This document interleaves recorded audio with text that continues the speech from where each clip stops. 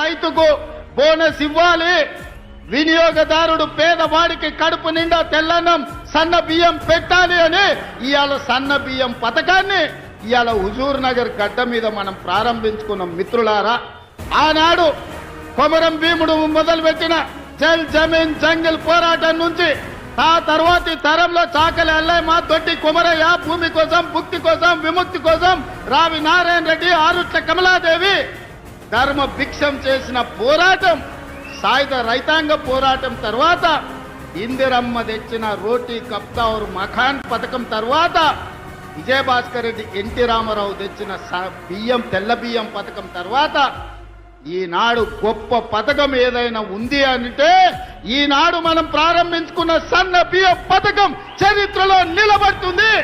ఆ చరిత్రకు హుజూర్ నగర్ వేదిక కావడం తెలంగాణ ప్రజల యొక్క అదృష్టం అని చెప్పి ఈనాడు నేను చెప్పదలుచుకున్న. మిత్రులారా, ఇది ఆషామాషి పథకం కాదు.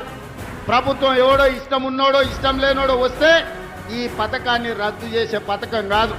చరిత్రలో ఎవరు వచ్చినా, ఎన్ని తరాలు మారినా, ఏ ప్రభుత్వం ఎవరు ముఖ్యమంత్రి అయినా ఈ సన్న బియ్యం పథకాన్ని రద్దు చేసే ధైర్యం చెయ్యరు.